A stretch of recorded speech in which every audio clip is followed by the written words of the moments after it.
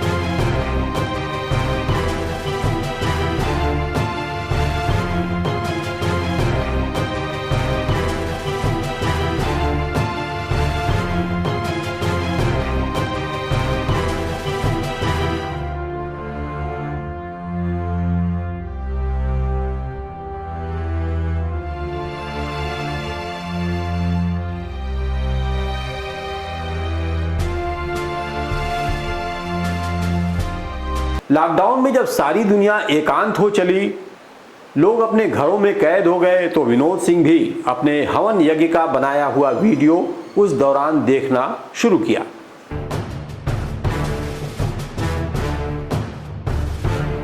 सावधान हो जाइए, इन चित्रों को ध्यान से देखिए, गौर से देखिए। इन चित्रों में आग की लपटों के बीच जो आकृति निकल कर आ रही है, शायद आप उसे पहचानते होंगे।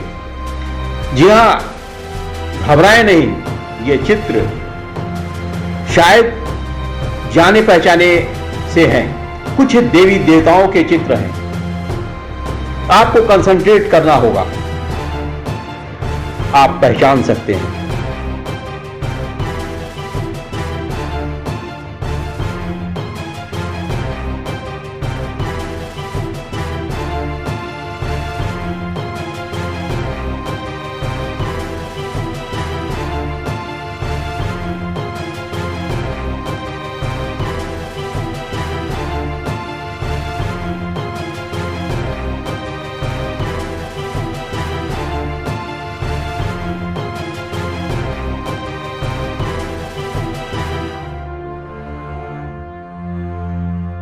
और यहीं से उन्होंने जो देखा वह आस्थावानों के लिए एक कौतूहल और सनातन धर्म में रुचि न रखने वालों के लिए महज एक खिलवाड़। जो भी हो, विषय बड़ा ही रुचिकर है और कभी कभी रोंगटे खड़े कर देने वाला भी है।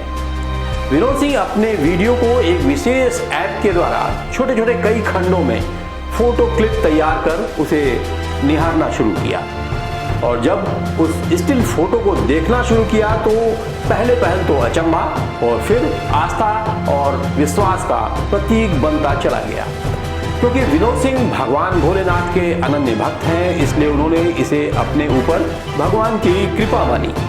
क्योंकि जो भी स्टिल फोटो उन्होंने देखा उन सभी में अग्नि के भीतर साक्षात शिव, पार्वती, नरमुंडधारी काली, नाग देवता समेत बकरे सिर धारण किए राजा दक्ष जैसी आकृतियां उन्हें स्पष्ट दिखने लगी।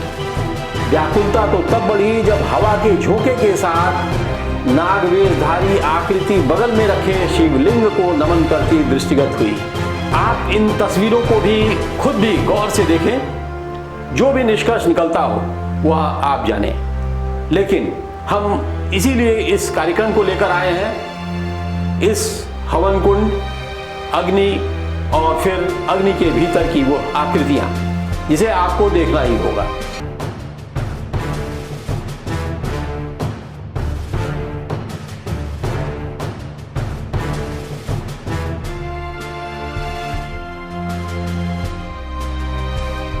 सावधान हो जाइए, इन चित्रों को ध्यान से देखिए, गौर से देखिए। इन चित्रों में आग की लपटों के बीच जो आकृति निकल कर आ रही है, शायद आप उसे पहचानते होंगे।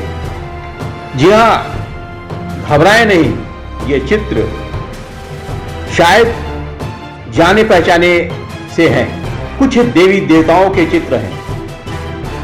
आपको कंसंट्रेट करना होगा, आप पहचान सकते हैं।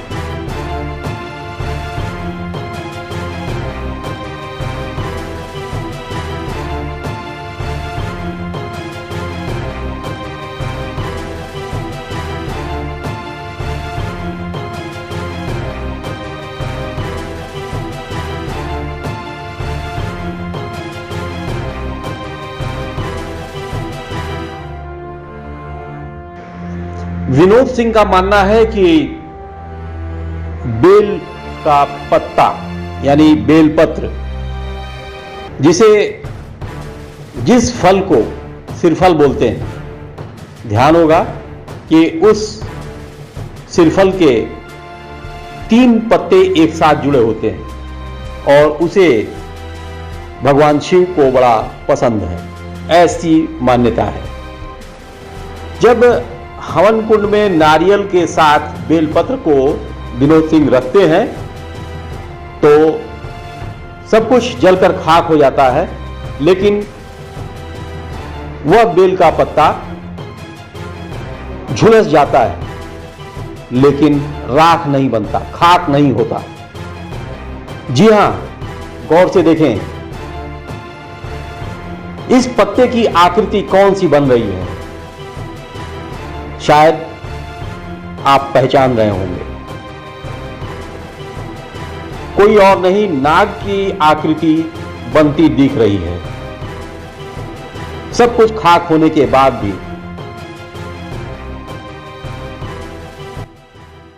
ये हमको जैसे सन 95 में न मोबाइल था न कैमरा था, इसलिए उस समय ये सब जान पाना संभव नहीं था। इधर कुछ समय से मोबाइल कैमरा एकदम इजी हो गया कि आम लोगों को पहुँच तक हो गया।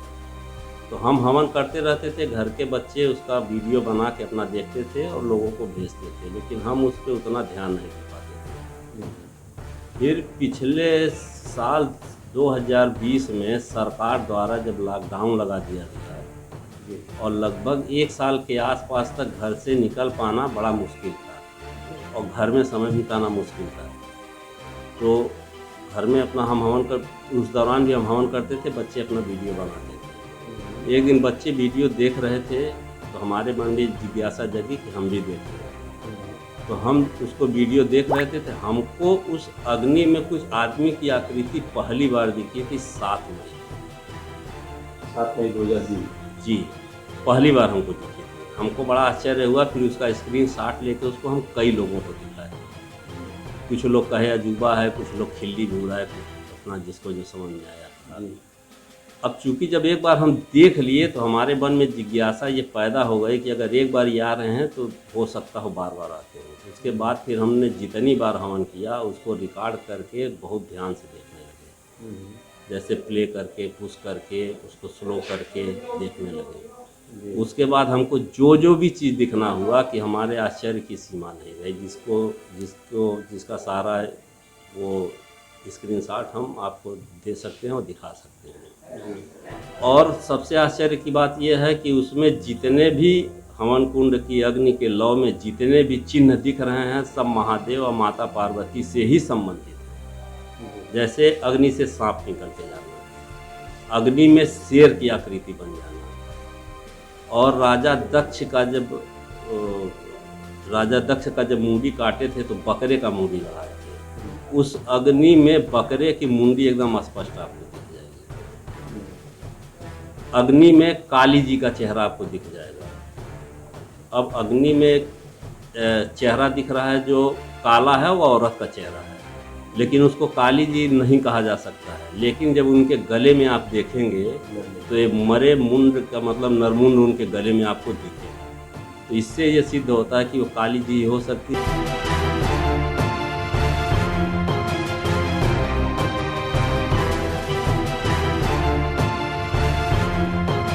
विनोद सिंह का मानना है कि यह गुरु गोरक्षनाथ की पावन धरती है और चूंकि वह भगवान शिव के अनन्य भक्त हैं तो भगवान शिव का जो संदेश है वह शायद उनके लिए कुछ है जरूर, लेकिन ज्ञान की कमी के कारण उसे समझ पाना संभव नहीं।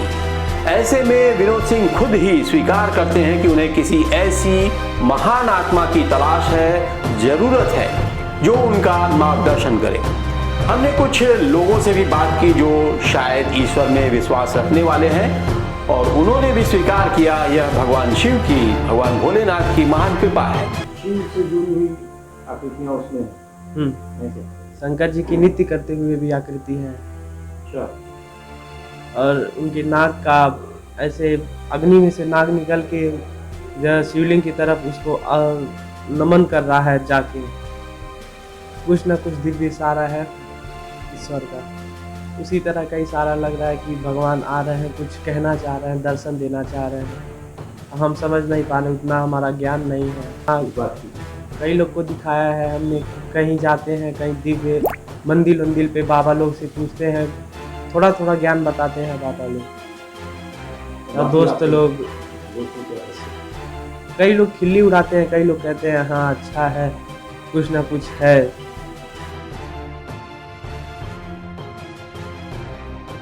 लोग सनातन धर्म को मानने वाले हैं तो शुरू से ही आस्था रही है। और हम लोग जब लड़कपन से थोड़ा होश में आने लगे उसी समय ये टीवी का प्रचलन शुरू हुआ था। तो उस पर जब रामायण शुरू हुआ तो उसको देख के काफ़ी दिमाग पर प्रभाव पड़ा।